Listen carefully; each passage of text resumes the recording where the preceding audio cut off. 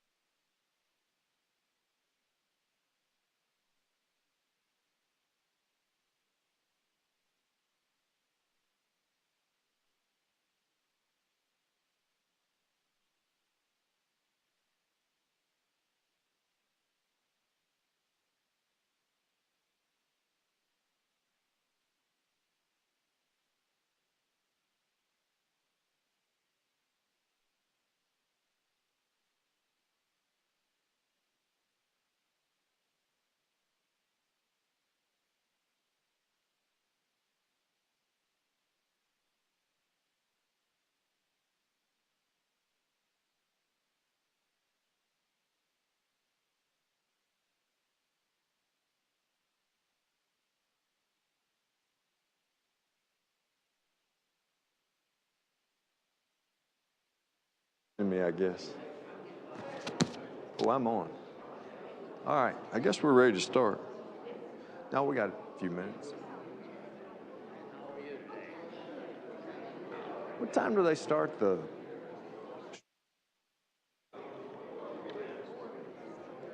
They don't start the stream till like 9:15 or 10:15. The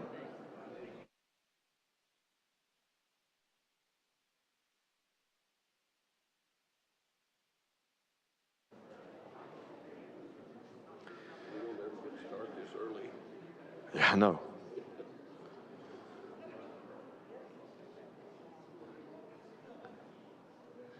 Well, this is a rare occasion. We don't ever get going this early. So, well, it's probably a good thing though, because we've got a lot to cover. I emailed John last night. I said, I think I've got everything in here, but we're going to talk about the Campbells today, and trying to cover the Campbells in one Sunday school class is nearly an impossibility, but we'll give it the old college try. So I have, but before we get started, I have good news and I have bad news. The good news is we have a baby. Yeah, thank you. This is Kennedy Grace, and she came Monday. She was 9 pounds, 5 ounces. And so they probably should have induced about a week earlier. But she's great, low maintenance. But the bad news is that her 3-year-old sister can't understand why she can't get up and play. So we had to kind of explain to her that it'll be a few weeks before she'll be a playmate. But at any rate, she is a very loving older sister. Connor described her as too loving. So at any rate, everybody's great, Mom's great, and so we appreciate your prayers and thoughts on our behalf. And so now the drama is behind us, and so on we go. Okay, so I want to start today with a question that I'll be interested to see what responses we get. So what would you say, what do you see as the biggest failure in Christianity, in Christendom? What do you think?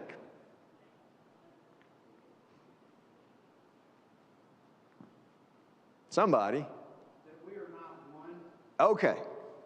Well, you just went right to the heart of the matter. Yeah, it's the disunity, isn't it? Isn't that our biggest failure? You know, we could point to other things, hypocrisy, apathy, you know, but ultimately our biggest failure comes down to the fact that Christians can't be united.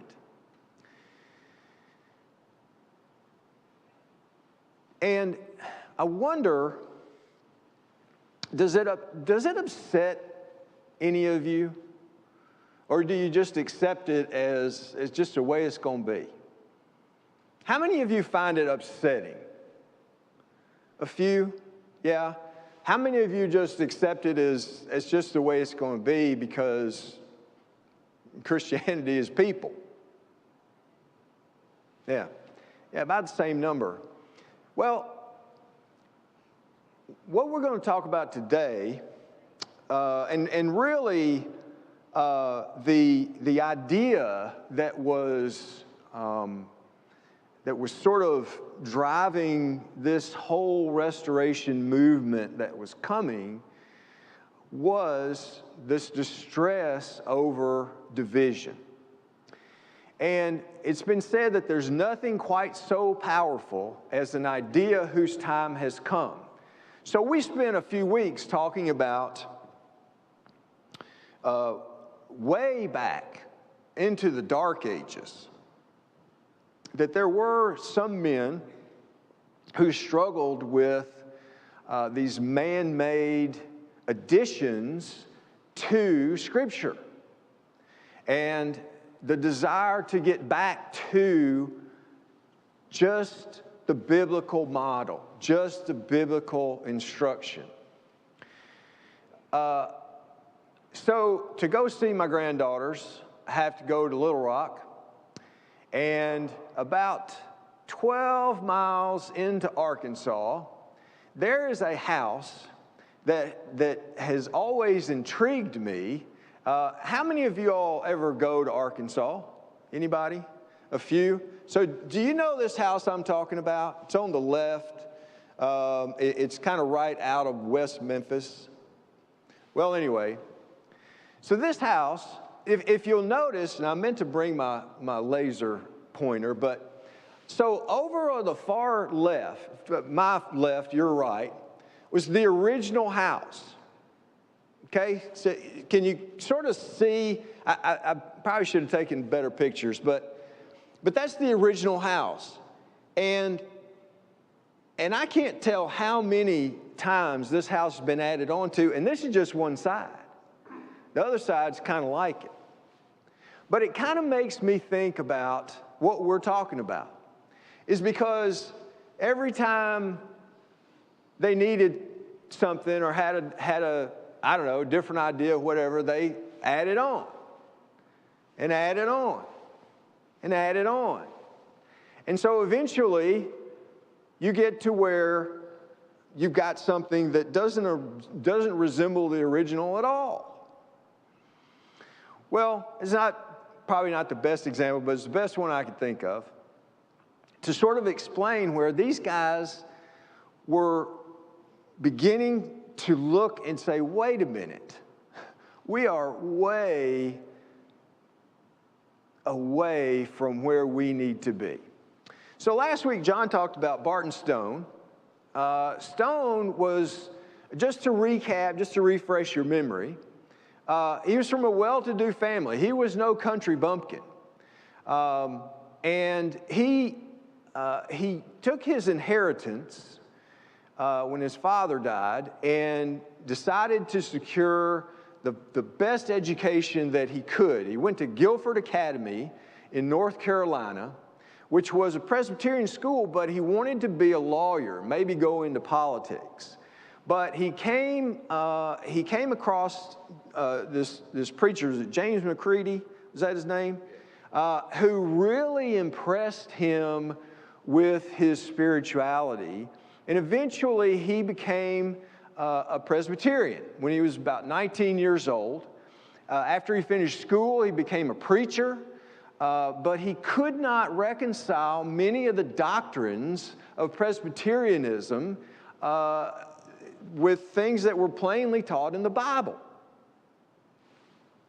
And so he struggled with the Westminster Confession. And John mentioned the Westminster Confession last week. Well, whoa, time out. what is this Westminster Confession business? Not that it particularly matters to you, but just so that it's not just some term that we throw out there and don't know what it's about. But what it is a Reformed confession of faith, a creed, so to speak, although I'll tell you what, it's, I read it, or most of it, and I'll tell you what, if you ever are having trouble going to sleep, get you a copy and start reading it. You'll be out in a few minutes, more than likely. It is not riveting reading, all right? But it was drawn up by the 1646 Westminster Assembly to be a confession of the Church of England. Now, the Church of England is not Presbyterian. The Church of England is Anglican. But the Church of Scotland is Presbyterian, and the Anglicans needed the Presbyterians, the Scots, to sign on to this thing. And if you read the turmoil in the British Isles through the 1600s and the 1700s, it is hard to get your hands around. But this tug of war between the Catholics and the Anglicans and the Presbyterians, they played for keeps, okay? This was not, you go to your church and I'll go to my church. No, every time the monarchy changed, it was turmoil. And there's some real intrigue in it. There was kidnapping and murder and civil war, and the French would come over, and the English couldn't have the French on their soil, so the actual armies would get into it. It was a colossal mess, all right? And we talked about that some, but anyway, so it became and remains the subordinate standard. So the Bible is the standard, and this became the subordinate standard of doctrine in the Church of Scotland and has been influential within Presbyterian churches worldwide. They still adhere to this thing. And it's a systematic exposition of Calvinistic theology. Ideas like predestination, total depravity, which, man is inherently evil, and infant baptism, original sin, that sort of thing. And it includes doctrines common to most of Christianity, such as the Trinity and Jesus' sacrificial death and resurrection. It contains doctrines specific to Protestantism, such as sola scriptura, which you can figure out what that is, but sola fide, which is grace through faith, not works. Okay, that's what that means essentially. And it states that the Pope is the Antichrist, which was a very common belief in 17th century England. And it also states that the Catholic Mass is a form of idolatry, that the civil magistrates have divine authority to punish heresy, and it rules out marriage with non-Christians, which is going to come back up in just a minute. So this thing is a pretty all-inclusive doctrine as to how church works. Well, in 1801, they held a great revival in Cane Ridge, Kentucky. Thousands of people came to this thing, and there were Methodist preachers and Baptist preachers and Presbyterians that cooperated through this camp meeting, and it lasted a week, and it would have lasted longer, but they ran out of food. So they were really rocking and rolling on this thing. Stone preached a doctrine of salvation that was contrary to every part of Calvinism, which got him in trouble. And he was called on the carpet, but he became convinced that baptism was immersion by penitent believers, not infants. He said, the union of Christians is confessed to be the most desirable of objects. All Christians of every order and name acknowledge it right and important. Therefore, they are earnestly engaged in praying for it. We have, in former numbers, stated our convictions that this desirable object can never be obtained while the various parties are tenacious of their creeds and names. The reasons by which our convictions have been produced are, we think, irrefutable. On no other foundation can the parties ever meet than on the Bible alone, without note or comment. And in no other name will they ever unite but that given to the disciples at Antioch, Christian. This was Barton Stone's big thing. We need to go by the name Christian. Not Presbyterian, not Methodist, not Luther, Christian, not Baptist. But should all the professors of Christianity reject all their various creeds and names and agree to receive the Bible alone and be called by no other name than Christian, will this unite them? No. We're fully convinced that unless they all possess the spirit of that book and name, they are far, very far from Christian union. And he also said the Scriptures will never keep together in union a fellowship and fellowship members not in the spirit of the Scriptures, which spirit is love, peace, unity, forbearance, and cheerful obedience. This is the spirit of the great head of the body. I blush for my fellows who hold up the Bible as the bond of union and yet make their opinions of it tests of fellowship, who plead for union of all Christians yet refuse fellowship with such as dissent from their notions. Vain men. Their zeal is not according to knowledge, nor is their spirit that of Christ. There is a day not far ahead which will declare it. Such anti-sectarian sectarians are doing more mischief to the cause of advancement of truth, the unity of Christians and the salvation of the world, than all the skeptics in the world. In fact, they make skeptics. So what was this unity going to require? What do you think? What does unity require? What?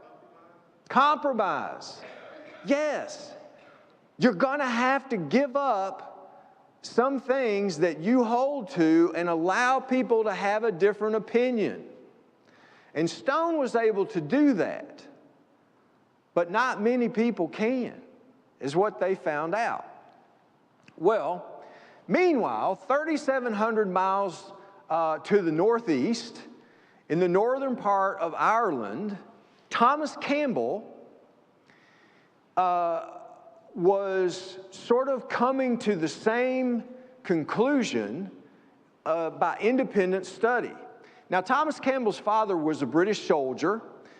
He fought in the 7 Years' War. Now, 7 Years' War, think French and Indian War. He actually fought here on this continent. They had other conflicts. You know, this was a war with the French. After the war, now Campbell's family had roots in Scotland. But after his father came home, they moved to Ireland. His father was a member of the Church of England. But Thomas he's very intelligent, very well educated, but he was drawn to religion and the Scriptures. And eventually he left the Anglican Church and joined the Seceder Presbyterians. This upset his father, but he had to do what he believed. So he began to preach for a Seceder, anti-burgher, Old Light Presbyterian church. Now, what is that? Well, every one of those represents a division in the Presbyterian church. The Church of Scotland was having internal strife over whether congregations had the right to choose their own ministers. So if in 1733 they had a split over this, and if you believed that churches did have the right to do that, you joined the seceders. They seceded from that division, that part of the Presbyterian church. Well, then, In 1747, the seceders split over the question of certain oaths required by the burgesses of towns binding people to support the religion presently professed within the realm. Now remember, as the monarchy changed and a different philosophy of religion, so to speak, might take the throne, you had to agree to profess whatever that was. Well, if you didn't agree with that, you were an anti-burgher.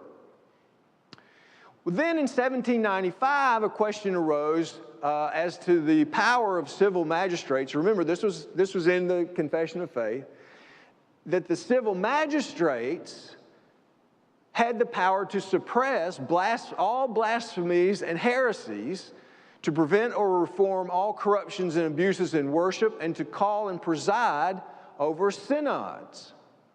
Now, in essence, you know, you're abdicating everything to the state church. That's what this is all about. And so if you opposed that, then you were a new light. If you didn't, you were an old light. So Campbell was an old light, anti-burgher, seceder, Presbyterian, as opposed to just a Christian. All right? So this is, and this distressed him. This really upset him by the divisions and the lack of unity among Christians. And this is pretty small, but I'll read it to you. So he enrolls in Glasgow University and became familiar with independent churches that had been established by John Glass and Robert Sandeman and the Haldane brothers. Now, the Haldane brothers you might have heard of. They were wealthy guys who basically funded these independent churches. And even though he preached at a seceder church, he would frequently go to the independent church at Rich Hill. And he became so frustrated with the dogma and narrowness of the seceders and then in 1807, he in this area that he in, the churches didn't pay preachers very much, and he wasn't much of a farmer, so he had financial problems, and then he began to develop some health problems, and his doctor recommended a sea voyage. So he decided that he would go to the United States. Now, I don't know. I'm thinking, if I'm struggling with health, the last thing I want to do is get in one of those boats and get on the ocean. But anyway, so he comes to the United States, and his plan is that the next year he would have his family come and join him. And so when he gets here, he meets with the presbytery, and since he is credentialed, he's already a preacher and teacher, so they send him out to Washington, Pennsylvania, which is right near Pittsburgh, and he begins to preach for a seceder church near Pittsburgh, and but soon he was asked to preach and serve communion at an anti-burgher church north of Pittsburgh. Well, he goes and invites members of different segments of Presbyterian Church to come and take communion. And this got him in trouble. So he gets called before the presbytery, and he defends his position. Well, they don't take severe action against him, but he begins to find it very difficult to find places to preach within the Presbyterian Church. So he's preaching wherever he can, but he becomes so frustrated that he severs ties in 1809 with the Associate Synod of North America. So now he's a preacher without a church, in essence. So he goes to a meeting at the home of Abram Alters, and so they're preaching and teaching and studying with each other. And this is where he finally says, they said, well, what is the rule we're talking about? And he says, that rule, my highly respected hearers, is this: where scriptures speak, we speak. And where scriptures are silent, we're silent. Well, immediately, Alter says, well, if that's the rule we're going to go by, then that means we have to do away with infant baptism. Well, Campbell was shocked. He hadn't thought about that. And he still, in large measure, held to the necessity of infant baptism. But he thought for a minute and he said, well, if that is the conclusion that we come to by following Scripture, then that is the conclusion that we need to come to. But he still didn't give it up.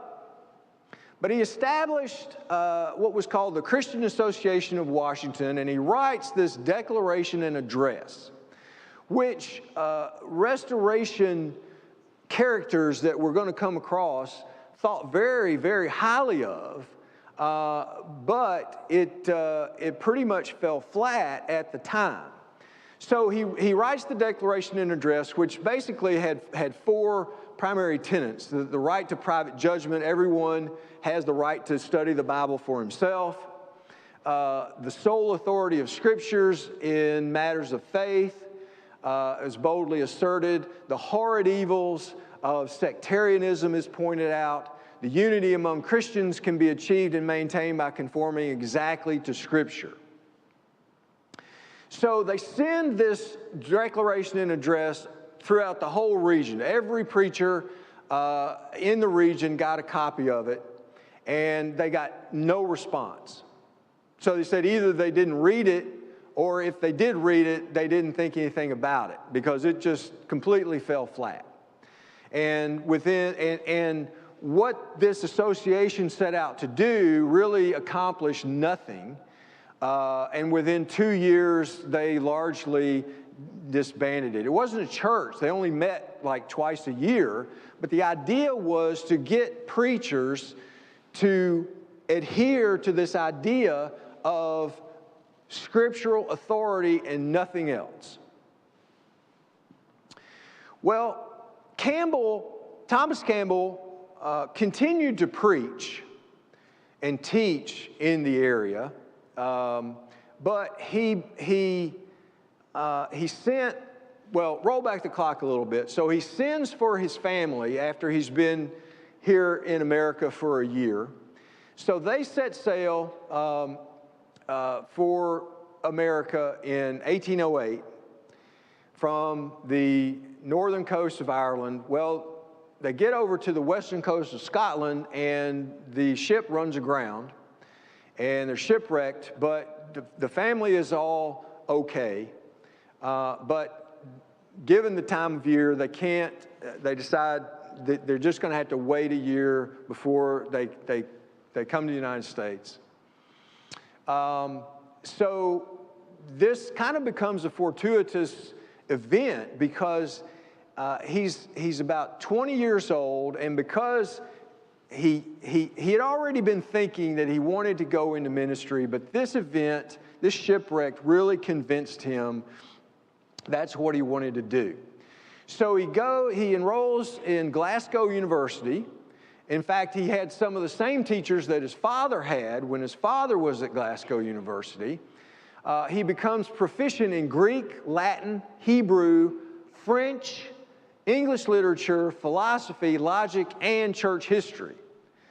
Now, I think my first year at the University of Tennessee in Knoxville, I think I majored in intramural sports. That was pretty much where I became proficient. Although, you have to take this with a little bit of a grain of salt, because his father was a great homeschooler. So a lot of this he already had a foundation in. But his year at Glasgow, he really applied himself to his studies and became proficient at this stuff. Sunday mornings, the family would go to a Cedar church, but then Sunday evenings they would go to an independent church. And he came under the influence of Greville Ewing, who was a very influential preacher, especially among students. Ewing was a seceder, but he was having the same problems, and you know, came under the influence of the Haldane brothers, became an independent, and had a tremendous influence on Alexander Campbell.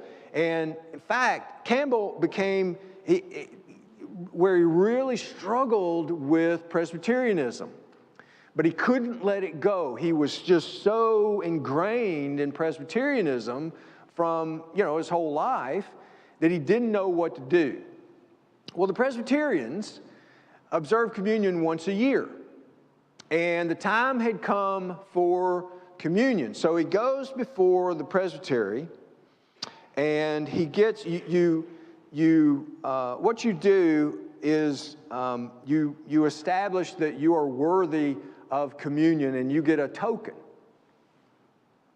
So he has the token, and as the communion, I don't know, plate is coming around, however it is they do it, it's kind of the moment of truth for him, and he decides he can't do it, and he throws his token into the plate, refuses to take communion, and thereby severs his ties with Presbyterianism forever.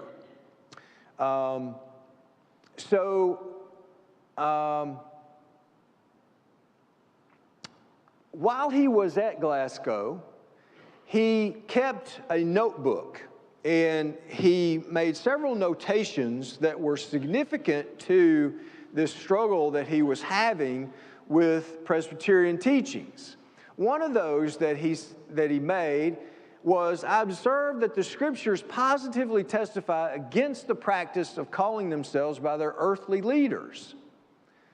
You know, again, here he hadn't been around his father, he hadn't been around Barton Stone, and they're coming to the same conclusions of what Scripture teaches. He also included an extract from John Walker's address to the Methodists in Ireland, that said this: the writer who takes the sacred Scriptures alone for the standards of his faith and takes the whole of them must expect opposition and dislike, more or less, from all sects and parties. The more clearly we maintain and establish the simplicity of the real gospel of Christ, the more we shall be disliked and despised by the world.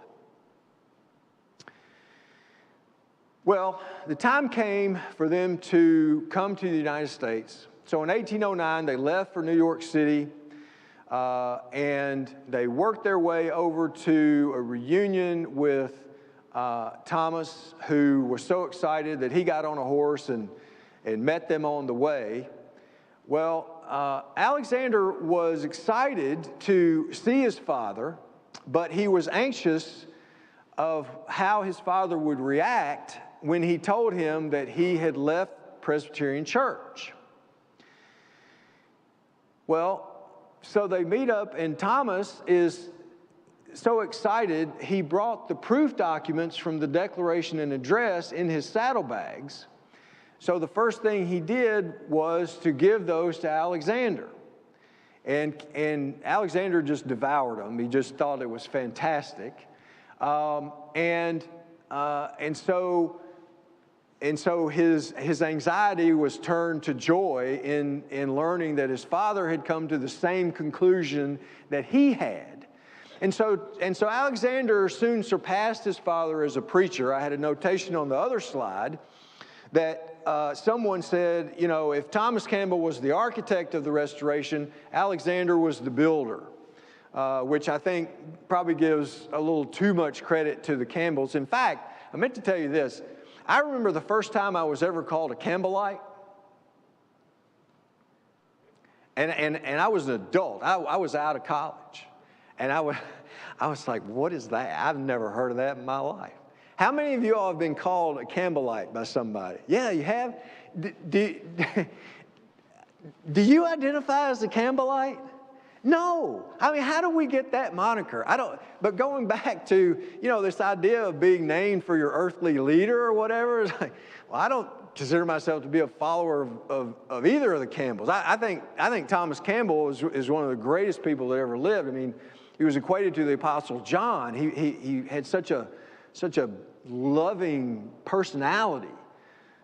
But I don't for a minute think to call myself a Campbellite. But anyway, side road, back on the main road. So baptism, and this will be one of the last things that I really cover. I mean, there's just so much that we could talk about, but this was something that, I don't know, of everything I read, really struck me as significant in this movement, because I've been intrigued, and I guess these guys were just so steeped in Calvinism that they really struggled with letting go of infant baptism.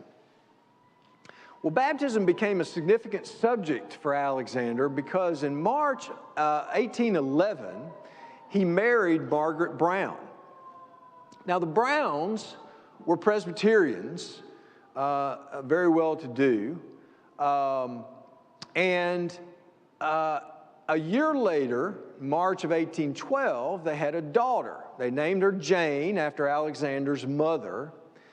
So the question came up, the Browns raised the question whether or not the child was going to be baptized according to the regular Presbyterian practice. Well, he hadn't thought about that. In fact, he had preached 3 times about baptism, but had never, he just sort of sidestepped the issue of what baptism was, of whether it was essential for salvation, any of that. He was just sort of you come to your own conclusion about it. But now, the baby was forcing the issue. And so he decided to set aside a period of study to determine what constituted biblical baptism. Now, up to this point, he hadn't considered it to be a matter of communion. Now, when we say a matter of communion, now remember that all of these divisions were matters of communion, were matters of fellowship. In other words, whatever sect, whatever division you were in, you didn't fellowship with somebody who was of something different from that. And you didn't have communion with them, or you could get in serious trouble. Well, he didn't think of baptism as being a matter of communion. Well, so he studies diligently, and I can't remember for how long, but the significance of the words rendered baptism and baptize in the original Greek. Well, he determines that they can only mean immersion, and he also discovers that they were only applicable to penitent believers. Additionally, he discovered that the simple acknowledgement of the messiahship of Jesus was the only divinely required prerequisite to baptism. Well, this put him at odds with the Baptists, because the Baptists required you to have an experience. You had to have a religious experience which showed that you that you had been saved. Okay, and he was like, well, how could I have an experience if I'm not saved, and I can't be saved until I've been baptized. So he really got to be at odds with the Baptists, but I'm getting ahead of myself. So basically, he concluded that the sprinkling of infants didn't constitute baptism because it was an unauthorized form to an incompetent subject. And this swept away the concept of rebaptism. Now, rebaptism was something that bothered his father very much. And you go on at length about, they had some, they did finally start their own independent church. And they had 3 members in the church who didn't take communion. And they asked them, why they didn't take communion. And they said, well, we haven't been baptized. So they took them out to Buffalo Creek, and they had this elaborate ceremony, and they baptized them. Well, but this idea of rebaptism, if you hadn't been immersed, Thomas just didn't, that bothered him. He just wasn't into rebaptizing. Well, Alexander comes to the conclusion that it's not rebaptism because you've never been baptized. And the simple confession eliminated the unscriptural Baptist requirement of relating an experience as evidence of salvation. So he concluded that he could not continue to preach a baptism to other people of which he had never been subjected himself. So he talks to his wife about it and shows her why he has come to this conclusion, and she agrees, and then to his father and his mother and his sister, and they all come to the conclusion from their study of Scripture that they needed to be baptized. Well, the Campbells had become such a significant family in the area, and this was such a novel idea that a huge crowd came to the baptism. They decided that they were going to be baptized in Buffalo Creek, which was later Buffalo was renamed Bethany. All right, so if you know anything about the Campbells, Bethany will ring a bell to you. Well, that was previously called Buffalo. Well, the problem was they couldn't find a preacher because Baptist preachers required you to have an experience. And Presbyterians, well, they wouldn't do it anyway. So what were they going to do? Well, he finally found a preacher, a friend of his, Matthias Luce.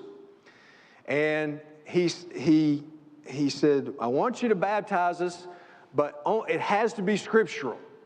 No experience, nothing. Simple confession, and you immerse us. And he finally convinced him to risk censure, because for a Baptist preacher to do this, he would get in trouble with his higher-ups.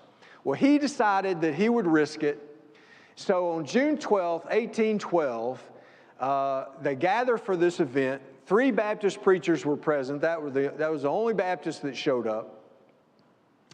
And both Thomas and Alexander preached regarding their thoughts on the subject. They spoke for 7 hours. And you have a hard time with 45 minutes. 7 hours. Well, the adoption of immersion as an essential item in the Campbells' plan of Christian union radically changed the direction which they were to take from this time forward, because now they've got a problem.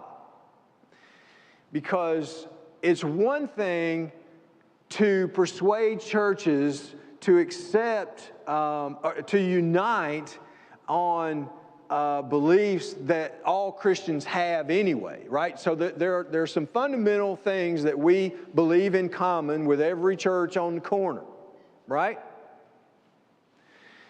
But the other things, we have to decide, well, we're gonna let those fall into the category of opinion, and you can have yours and I can have mine, and we can still fellowship. Well, now they were going to have to persuade these churches to accept immersion, which they knew was going to be a real challenge. And so they decided that first they were going to have to restore the New Testament church and then work for Christian unity. So, I guess that's the end of what I've got. And that's a lot to digest. But any thoughts, questions, anything you want to add that you know of to what I have put out here that in your studies or whatever has struck you as interesting about these characters? Anybody? John, anything you have? No? All right. Well, we'll be a few minutes early, but not much. Tommy? During this time period that you're talking about in America, Yep. those Americans are battling the concept of slavery. Oh, yeah. What is the, I know I'm not reading, I know what I've read. What is the movement here, position on slavery? Okay. So at this time in the United States, you've got this issue of slavery, and an interesting story. So Tommy asked the question: what did the Restorationists do as to this question of slavery? Well, there's an interesting story. I've debated on whether to include this or not. So Thomas is down in Kentucky. So Thomas is basically traveling around to Ohio, Virginia, North Carolina, and Kentucky, preaching. And he's in Kentucky one time, and I don't remember the details exactly, but basically there was a group of slaves that he began teaching the Bible to and teaching them to sing hymns, and just having a wonderful time. And I don't know who it was. You know the story I'm talking about? Not very well. Okay, well, anyway, so somebody gets wind of it and basically goes to him and says, "You need to stop this because you're breaking the law." And he's like, "You got to be kidding me." And they said, "No, this is against the law for you to teach them." And so he wrote to Alexander and he said, "You're not going to believe, what has happened." And so Alexander said, "Well, you just need to come on back here to Bethany and we just won't bother with Kentucky anymore." So yeah, the slavery question was, it was kind of lost on Thomas. Now, Alexander, and as we'll see, in fact, Doug Foster, who used to attend here, has written a book on Alexander that is not, it was not written by a sycophant. I mean, he puts Campbell's warts in this book. And so this, they were not abolitionists, all of them. They didn't have a big problem. And I think we're going to see that, when we get to the Civil War, where, it does become an issue. But yeah, these guys, and Thomas coming from Ireland, I mean, it just lost on him. But this issue was boiling, not simmering, boiling in the fabric of the nation. You will recall that Henry Clay forged the Missouri Compromise, Right. which was 54-40 fight, and no states after Missouri came in as slave states. Yeah. So this issue was really becoming a hot button in the country. Henry Clay proposing that any states coming into the Union would not be slave states. So yeah, but I mean, right at this moment, we're fighting the War of 1812. So they had, I guess, more crucial things to deal with at the moment. But yeah, slavery is going to become an issue, Lipscomb, the way Lipscomb dealt with it is quite interesting. So we'll see that as we go along. A good question. Campbell,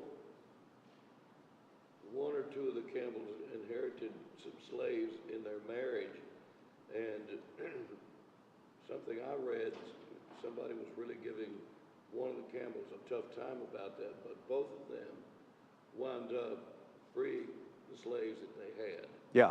When they began to address it. Yeah, Campbell's father-in-law gave him his estate in Bethany, and came with some slaves that you know became a real issue with some people, and he ended up setting them free, which you know we'll get to in coming weeks. Anything else? All right. Well, thank you for being here. Perfectly timed. Perfect.